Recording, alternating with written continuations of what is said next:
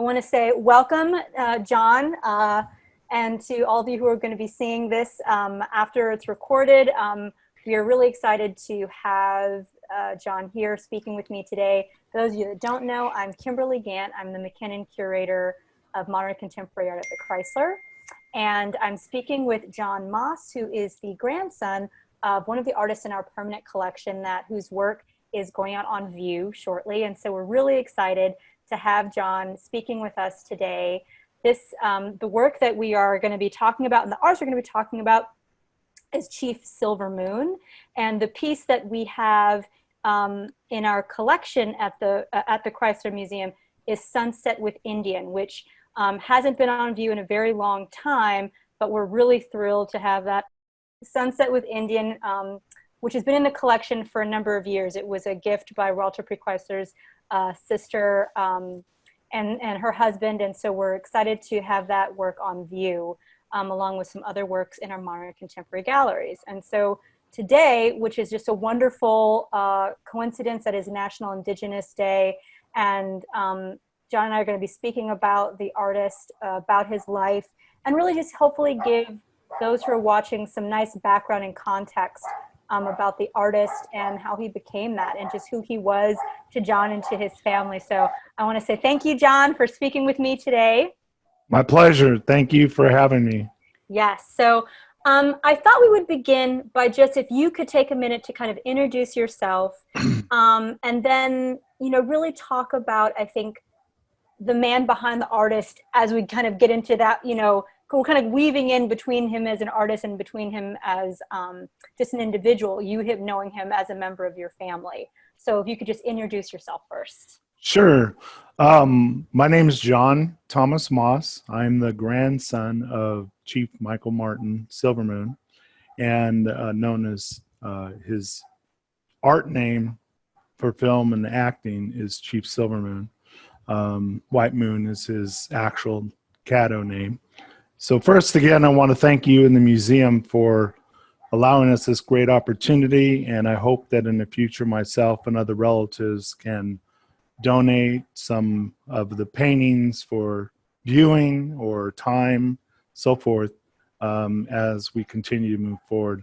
I also want to thank Creator for bringing us together, and as we all know, everything happens on Creator's time and with our positive actions. And ironically, today is Indigenous Peoples Day. So yes. I'm really honored that not only are we doing this, but it is on today.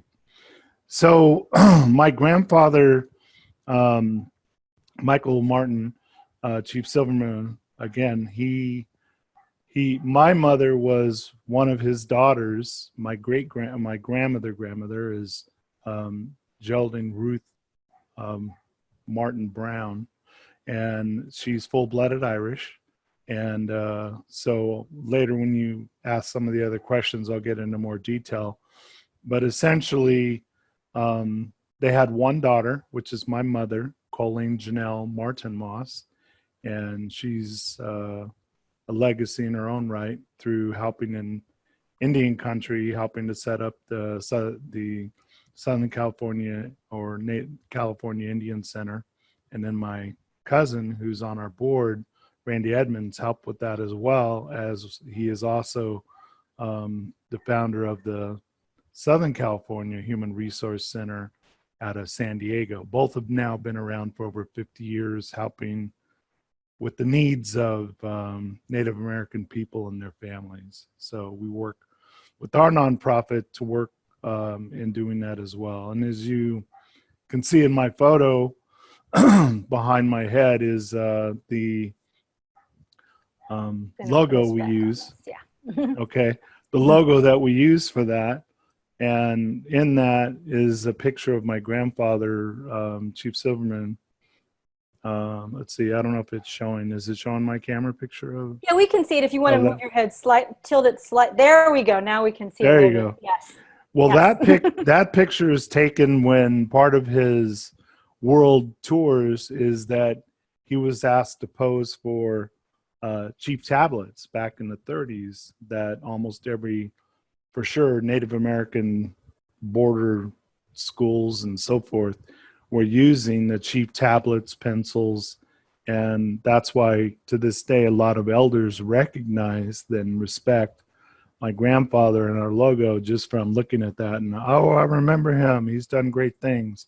So that's, in a nutshell, that portion of it. As we go into more details, I can go through that. But my older brother, we're all 2 years apart. My older brother's Stephen John Moss, and then my younger brother, William Edward James Moss. On my dad's Welsh side, he ended up with several of the, James and Edward Moss names. So my dad was Jim Moss. So that's in a nutshell about our family. Wonderful. Can you tell me a little bit about,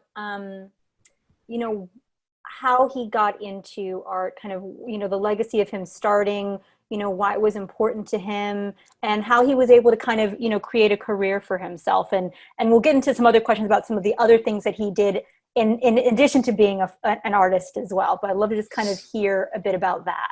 Certainly. So my grandfather started, like any child, doodling.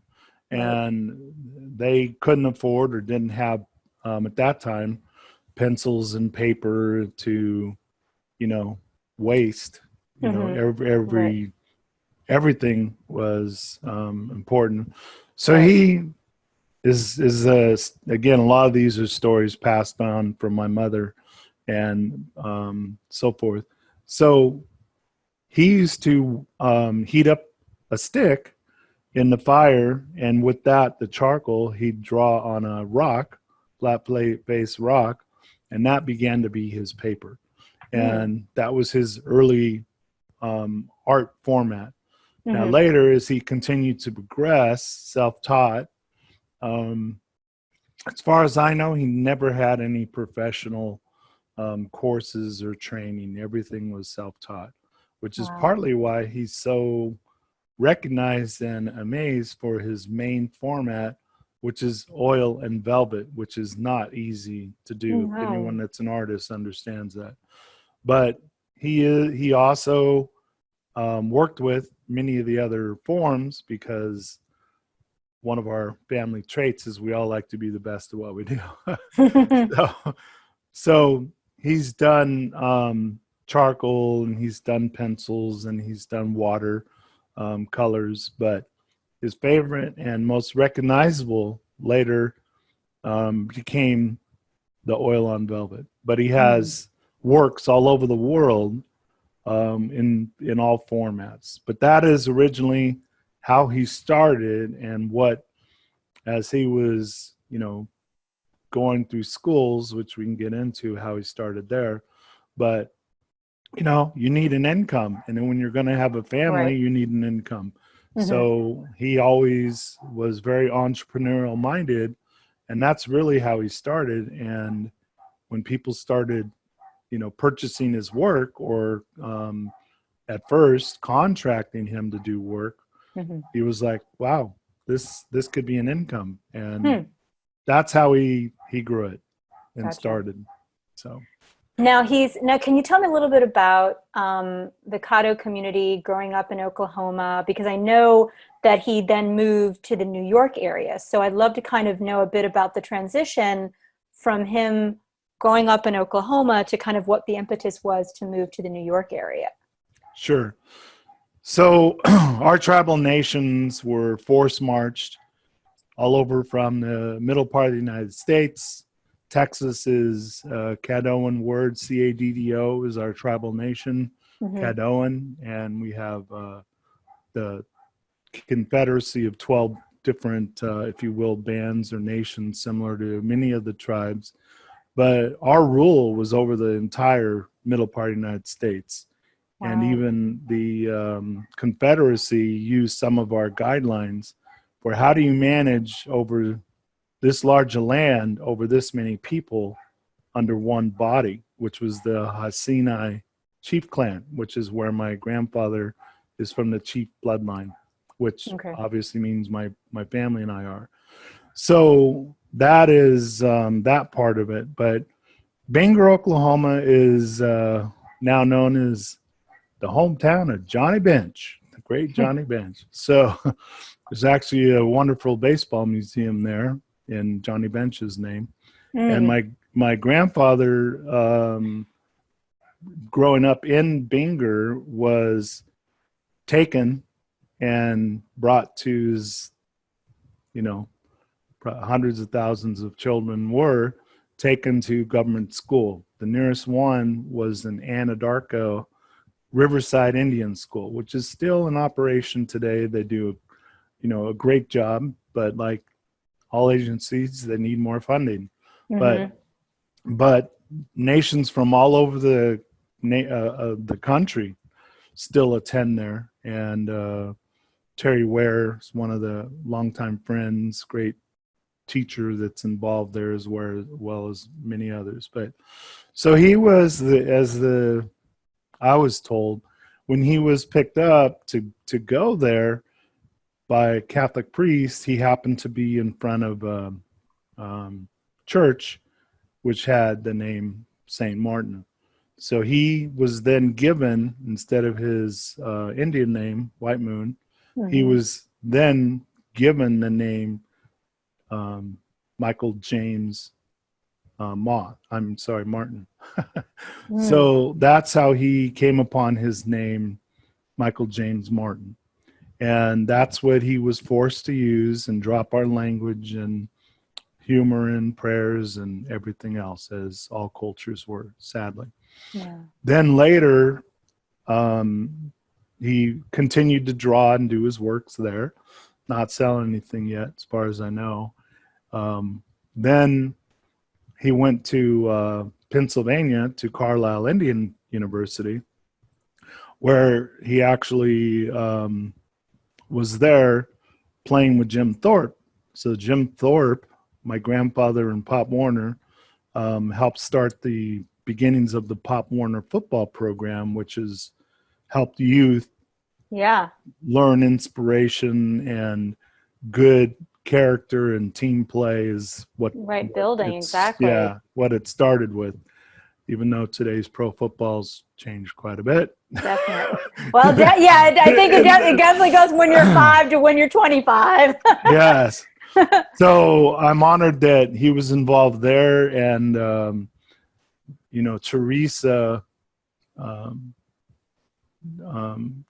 Teresa, her granddaughter or daughter, was honored when she shared one of the paintings my grandfather had given to him, which is beautiful and extremely passionate. So wait, so Teresa is whose granddaughter?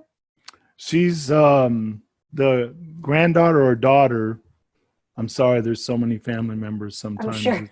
But she's the family member of Jim Thorpe. So Teresa Thorpe is her name. Okay. And she shared a picture of it, which is on my Facebook. It's a picture of a picture, and I have many pictures and pictures of my grandfather's works, and then some I don't have up there, obviously because we don't want someone to track where they're at and come take them or try and take them. Try is the key word. We all are gun-carrying Indians. So well, there you go. protect the family legacy. Protect the family legacy. So go ahead. So how did so we're going to take a little bit of a pause on there a little bit and talk a little bit about Pop Warner, because I know of it from a very non-football enthusiastic type of person. I know it exists. I know that it is a kind of a branded form of football for young children. And that's really all I kind of know about Pop Warner. I just know that that's the ones that like the little kids do. And so I'd love to just, when you spoke about the idea of just team building and working together, and the fact that your grandfather was really involved in that, I think is a really important, sidebar conversation to have about, if kind of a bit about how that came about and, why, I think, in terms of Pop Warner, like you just know that word, that kind of term, but kind of thinking about there were 3 individuals, if not more, that were a part of it, and kind of how that, I don't know if you know any bit more of the legacy of the relationship between your grandfather and all Thor. that starting. Sure. Mm-hmm. Yeah. So I do know a little bit more, and right now I have a lot running through my head. So We can come back to that. but yes, but essentially is that for those of you that don't know, the only Native American team, even in pro football, at that time, there was a Native American pro team that was supposed to be in the NFL and beat, I believe it was the Giants, New York Giants, but it may have been someone else. But in either case, they were outstanding. And all Native American tribes, without exception, part of our cultural building, which really I'm trying to help preserve, and people like your museum and so forth, God bless you, is the cultural aspects. Well, every tribe would get together and play Indian games at night. And typically we didn't have weekends, but there were Indian games, which, most recognizably now is, the stick games. Mm-hmm. And so in all of that, football was something that, again, helped with our cultural beliefs of, honest sportsmanlike conduct, team camaraderie, learning to listen to what the other members have to say so that everybody can make an informed decision. Even in our tribal business meetings to this day, many nations still use this, as well as Robert's Rule of Order, to try and keep order of things. But we use what's called a talking stick. And when you're holding the talking stick, everybody is respectfully supposed to let them speak, and then the next one, and so forth. And that way everyone can make an informed decision. And if they don't agree, it's an opportunity for education. Those principles are with many of the others, as well as respect of women, where these characteristics were, why don't we do something to help our future and work with the youth? And so that's what they did in starting the Pop Warner football program. As I jokingly say, my grandfather played backup for Jim Thorpe, which means he probably didn't play a lot because Jim was so outstanding. But later as well, as you see in the Jim Thorpe film as well, he did a lot to help with youth and baseball as well. So, which my grandfather is talented in as well, but known for helping with the Pop Warner football program, inner beginnings, which is where those mindsets went on paper to then start a structure that grew.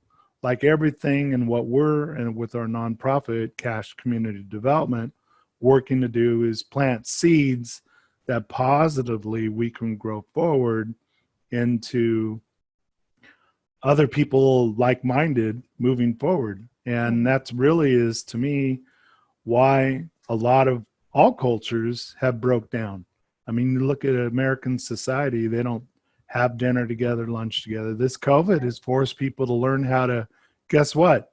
Communicate, talk to their wives, talk to their kids, get along in the house.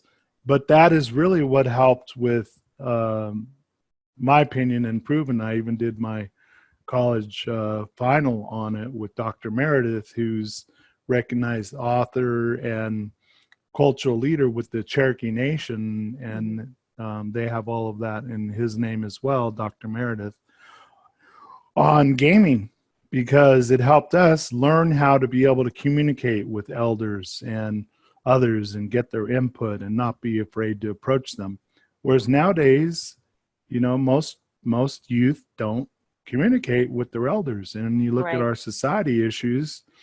So I thank my elders, Jim Thorpe and Pop Warner, and others of like-minded and that are still working to this day to do that. Like right now on our board of advisors, we have the great Jim Warren, who just did a wonderful film called The Seventh Generation. You can get it on Netflix, and it talks about seventh generation of the trauma that is happened to Native American people, also known now in modern term as PTSD or generational trauma.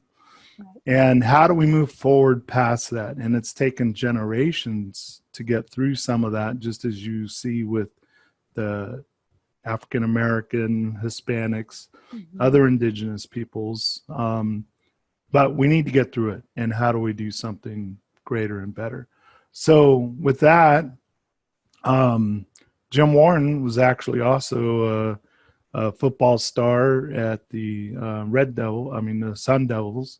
And then from there went on to play with Tampa Bay, and just a great gentleman. He's also academically, he was on the board with San Diego University, and he still be.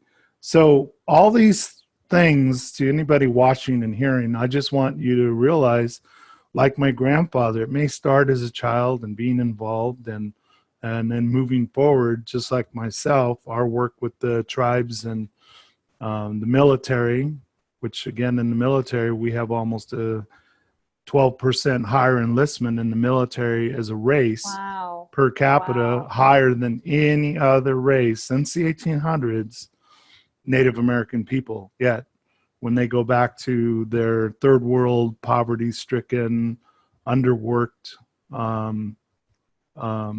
opportunity zones, if you will, which again, a reservation is prisoner of war camp.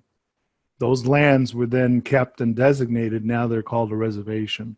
They're still under the guidance of the Bureau of Indian Affairs, which is under the U.S. doctrine. So we're yet sovereign nations, yet we don't have all our freedoms yet. So that we are continuing to work on. Anyway, you got me started, but it's important to know, and it's important for people to kind of to understand that though we're talking about an individual and his practice, it's a part of a much larger and much more complex conversation that needs to at least be brought to the fore, so that so that it is never forgotten, so that people realize that communities are there, they're being that they're having traumas and travesties, and they're also having incredible amounts of resilience, and that art is a way in which to present that. Absolutely. And with that, that's why, like myself, I mean, I have letters of recommendation written by government officials in Los Angeles and other communities that anyone that's ever tried to get one knows you don't just get without proven track records long term. So my letters of recommendation by Michael Antonovich of LA for Board of Supervisors, mayors, city council, go back to 1981 when I was just 17, but I was already with my mom and my cousin, Randy Edmonds, involved in Indian country and working with the tribes, who my grandfather was served in the military as well.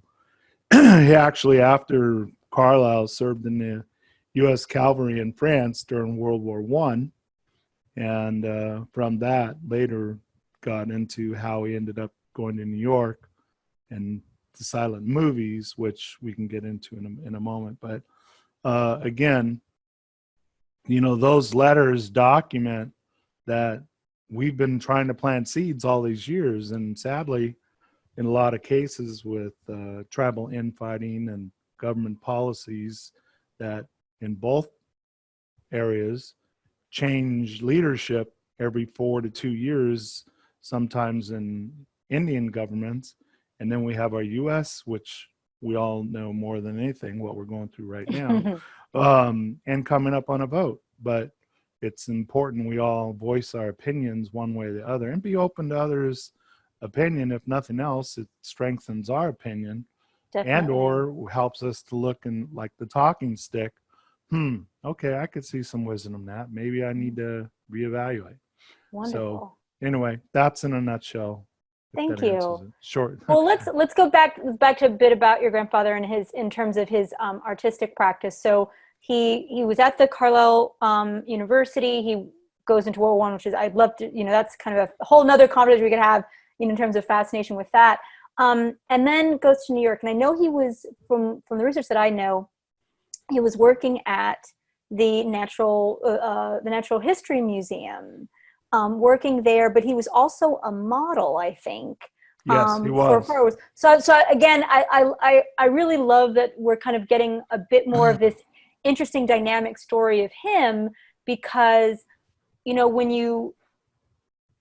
because when we see works and we talk so much about arts practice, which is great, but we also know that a lot of artists, most people, they have to have other jobs in terms of, unless they're one of those artists that can kind of get some incredible recognition, so that they're only pursuing their career as an artist. But that's usually not the case with most artists. So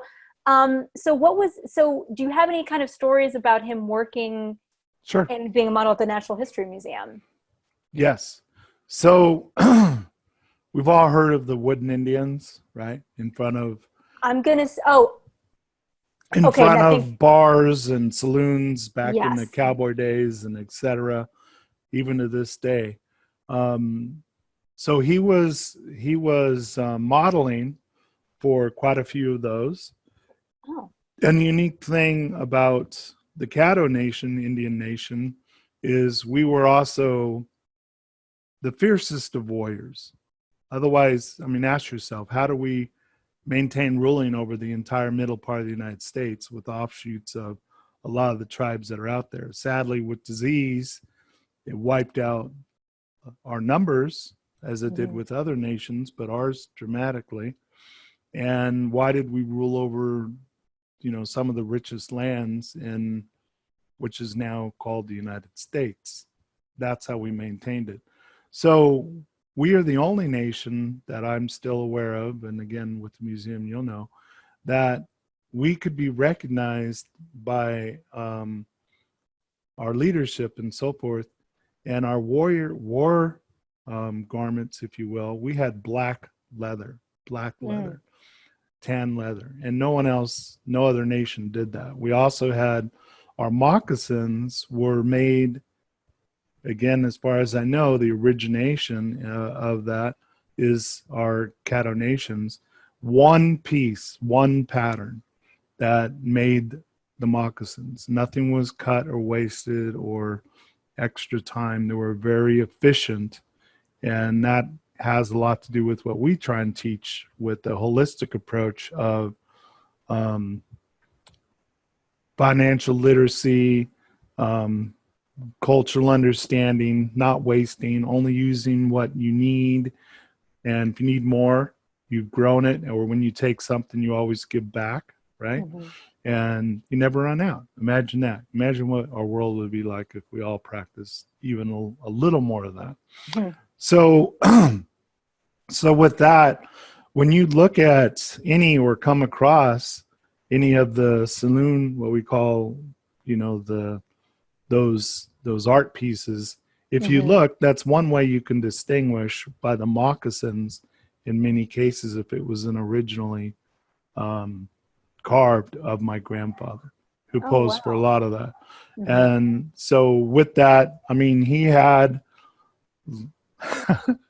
like I used to, he had great physique, and my brother Stephen and I were ones that accelerated in sports from football. I was offered the opportunity to play pro soccer as an example, and scholarships for football as well.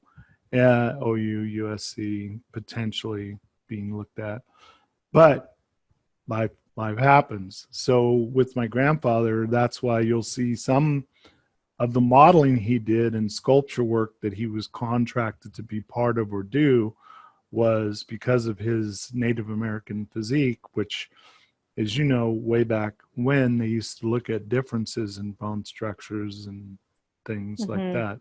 To try and categorize people. Correct. And then that led to, he also did, like many great tribal people did as well, going around the world and sharing Indian culture. So he'd go all over the world and put on these educational forums. So he did that at museums, Wow. just like in, so we're trying to get back up and going with the Kiowa Indian Nation, who now owns in Anadarko, Oklahoma, which is known as Indian City. Now, Indian City is a native museum that sits at the top of a hill, which is traditionally blessed land. And even now, the Kiowa hold a beautiful ceremony, Black Leggins, which are for all veterans of wars. And if you ever get an opportunity to see that event live, parts of it, some of it are not for the public, but it's tear jerking, beautiful.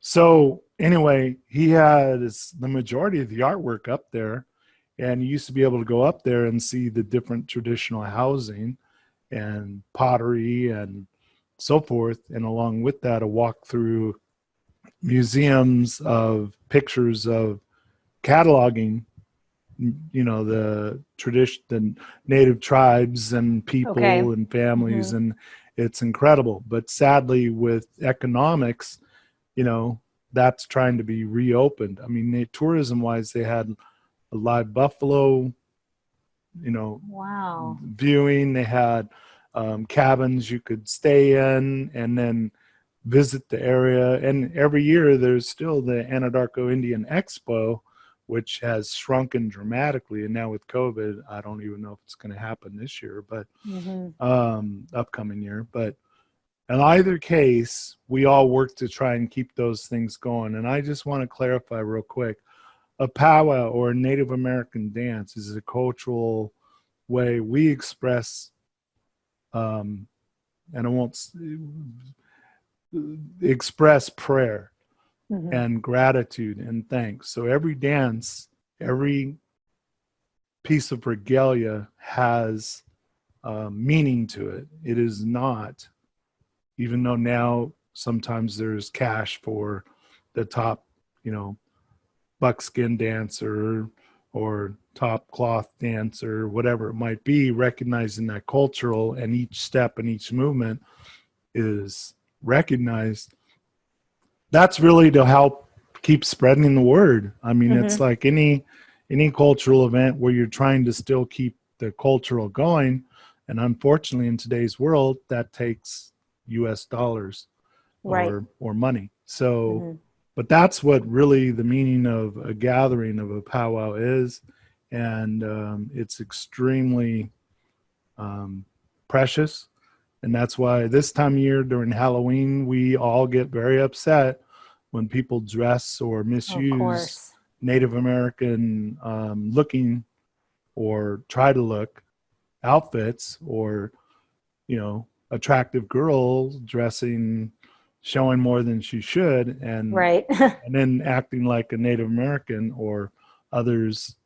It's disrespectful, because that is our, what is now deemed as religion recognition. That's much like someone dressing in a, you know, priests or nuns regalia and making fun of them. It's not respectful. Right. And it's, I think that's actually a really important note.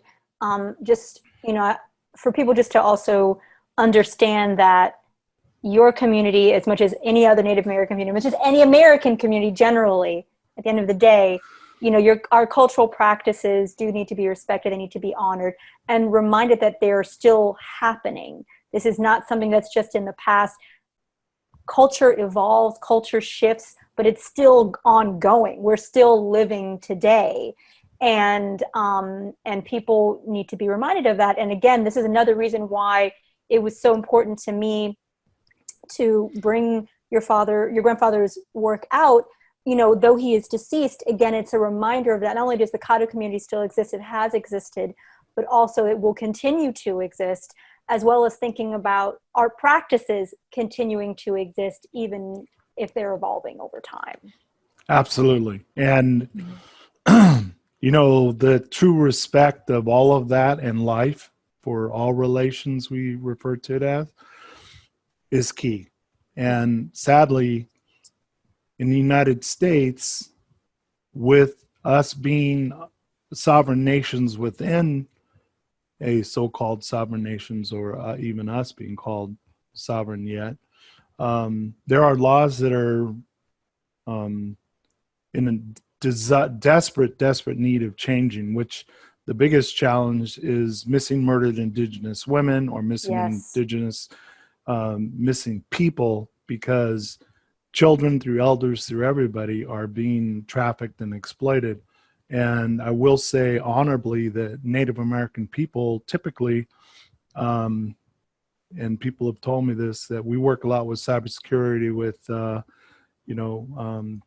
Randy and Teresa Rural, or R&T Cybersecurity, government, high-level government certifications, etc.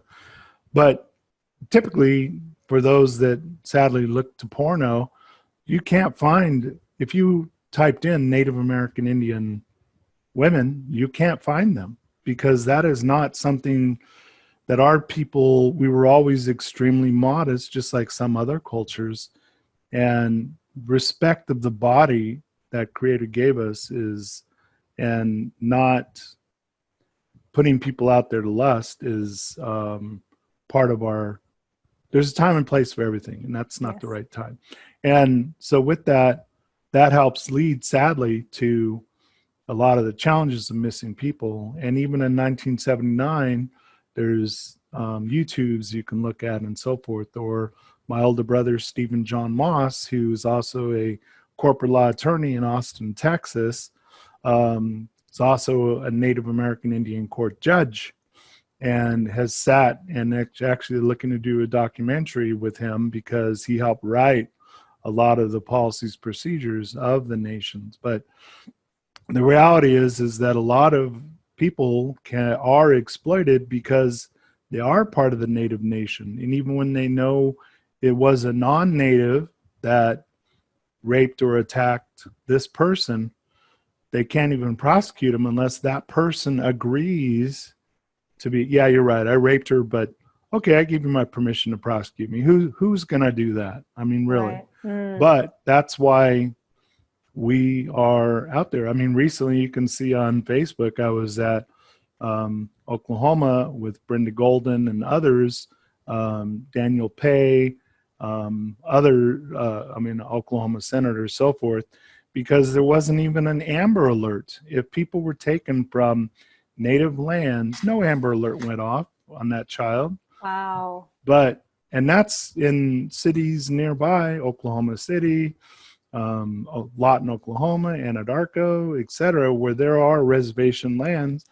But if your child is taken from there, no Amber Alert went out, because you're Native American. You are not a non-Indian. And has that now shifted, that there are Amber Alerts? That has been being voted on, okay. And we were up there at the Capitol building sharing our word. But so many people don't realize this is right now, today. Wow. Mm-hmm. Just anyway, there's but again, those are all things that, going back to Jim Thorpe and Pop Warner, my grandfather, obviously working towards proper values and morals. Mm-hmm. And how does it start? And with that, artistically, it starts early. And as we all know, people that have any artistic avenues are typically strong people, but need a way to express some of that, or they're going to burst. And that really is what I know of my grandfather's passion, because, I can't draw or paint, but I did become a professional fashion photographer, mm-hmm. because I learned to respect and learn his eye of how do you look at things. Yeah. Well, that was going to be, I'm sorry, I didn't mean to cut you off. No, but go ahead. We can go there. But yeah, I'm just sharing that's it. Just reminding people, please never give up on a life of legacy. Because yes, like you said, my grandfather's passed away and is up in paradise with Creator and my son. But the reality is, they all live on in our positive actions, right? And if we don't act forward and are afraid to speak up peacefully, then we're held accountable for that as well. It's all life. Life is a test. That's it. Yeah.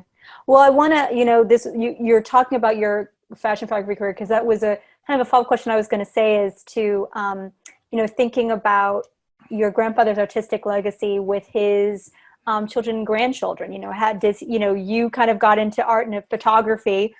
So what are, has he passed on that, definitely a love for art and a love for education, from all of the work that you've mentioned over the course of the interview, but also, I'm curious about a love of making. You alluded to your fashion photography career. And what else? I'd love to know more about that.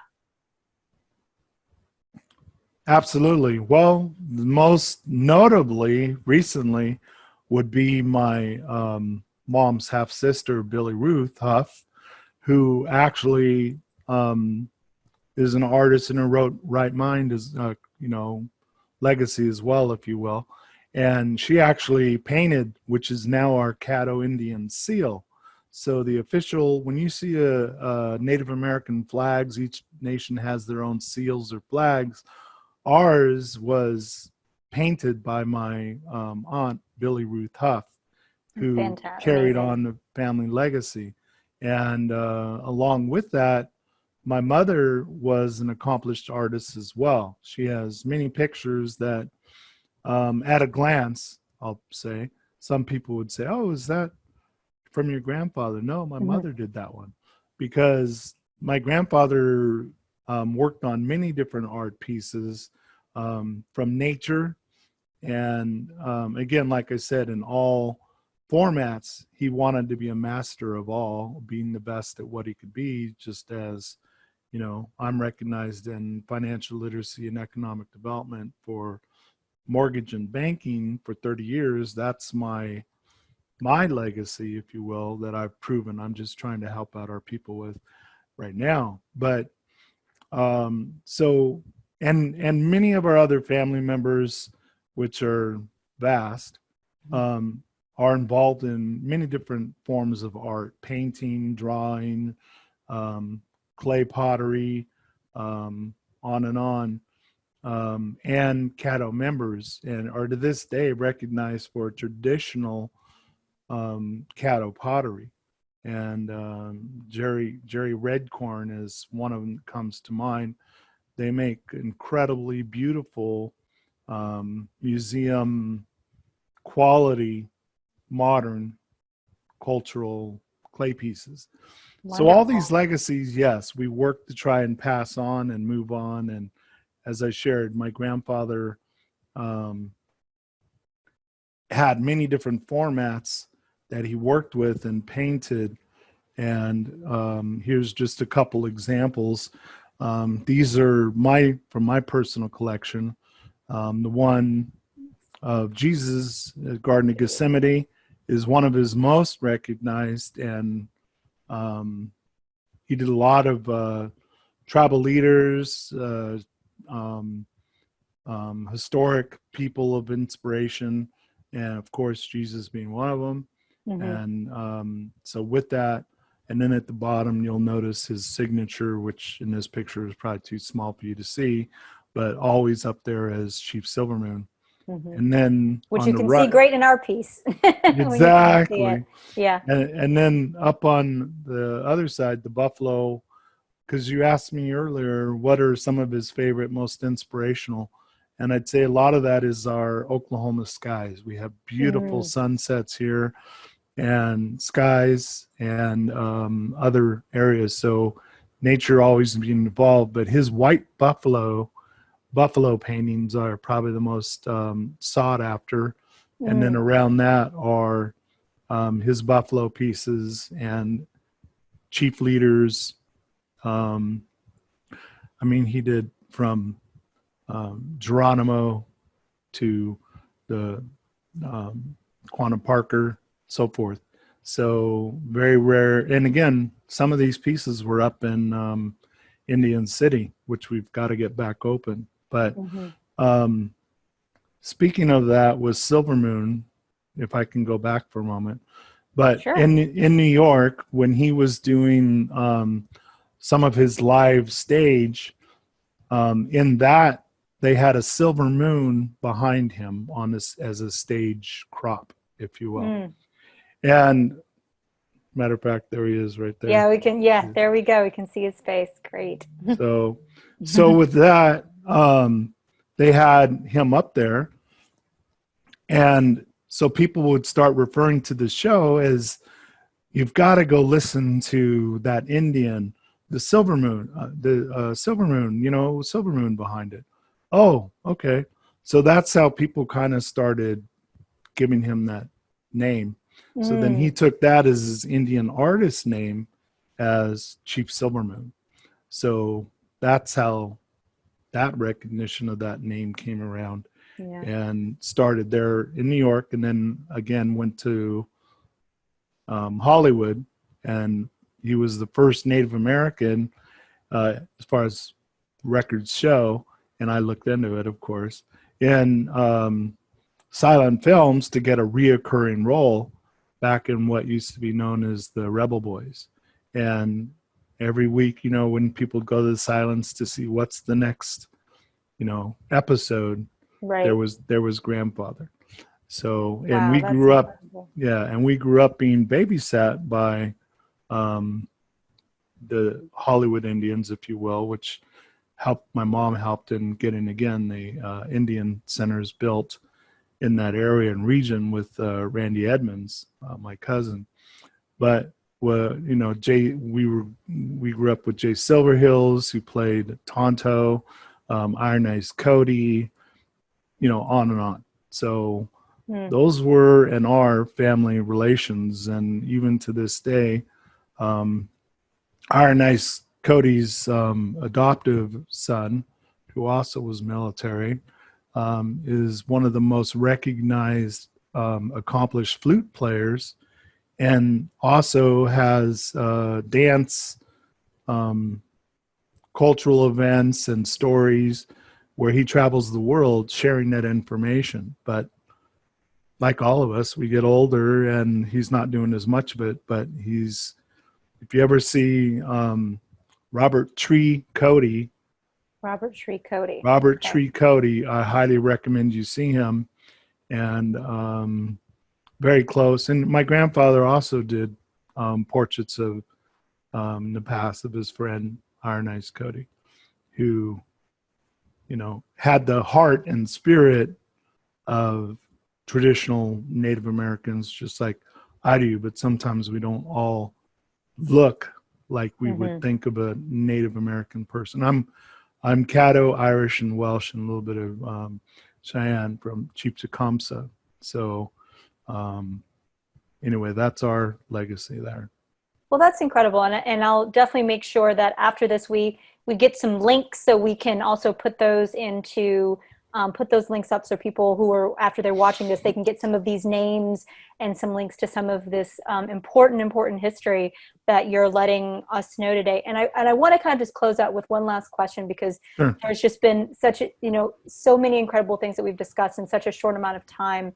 But knowing him through family, kind of professionally, kind of this whole legacy, what do you want visitors who come to the Chrysler, people who watch this interview, and hear about your grandfather, what would you most like them to know about him, about his practice? What do you want, a couple things of him to stay with them? I would like them to, sorry, I get emotional, but I would like them to remember that this is one of the most honorable, charismatic human beings that lived on our planet in person. And his message was always, and he wasn't perfect. He had challenges and that he had to overcome. And, he had those areas that he was working on. And, but is to be a good, honorable person.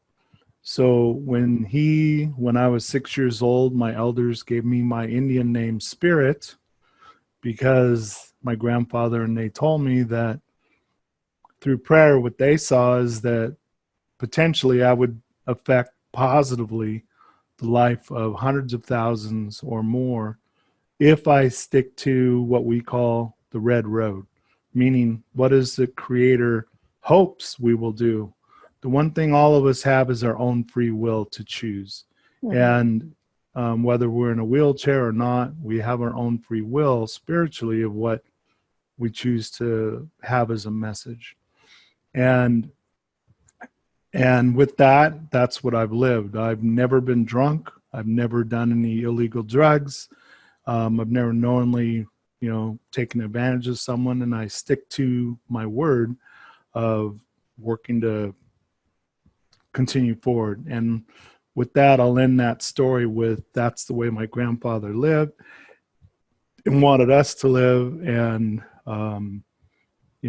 just as important to mention, my mother, Colleen Janelle Martin Moss, lived that way as well. That's why early on, sadly, my mom and father were divorced because the lifestyle morally was not what my mom was asked to live. So she broke away from all that money. Just to give an example, my mother's attorney was Marvin Mitchelson. So that kind of gives you an idea back in the day of what the amounts of money they were fighting over of my father's bill. But his attorney was paid more, and anyway, so to speak, they won in fairness. But the reality is that her living that way in that life is what's carried on with us. So at one point, I was working when we first moved back to California from the southern part, from Upland area where I lived. We were staying at my grandmother's in La Crescenta, California. And I was working in downtown at as a shipping manager and marketing manager with Pick and Save in Burbank. And one of the people that came in there was one of the Three Stooges, the original Three Stooges. Oh, wow. Joe. You're right, Joe. So he and his wife used to come in all the time. And when people told me who they were, because obviously I didn't recognize them as we all get older. So I approached him and I said, "Excuse me, I have a grandfather that was in the film industry and very well recognized, I understand, of his strong character." I said, "Did you happen to know my grandfather, Michael Martin, Chief Silvermoon?" And he literally dropped a bag of groceries or food, whatever it was, wow. in his hands, and it teared up. And he shared that as he reached out to shake my hand, he said, "May I shake your hand? I'm so honored to meet someone from your grandfather's bloodline. Your grandfather was the most respected, strong-charactered person I've ever met or known. When he would walk in a room, people would push the girls off their lap or put their drinks to the side, whatever they may have been doing, almost like a soldier standing at attention when a general comes in the room." That is the character of a strong legacy that I want you to know your grandfather shared. And I carried that along with my commitment and respect of my grandfather and my mom and elders to stay to my red road, no matter what, till the day I die, right? So I live with no regrets, right?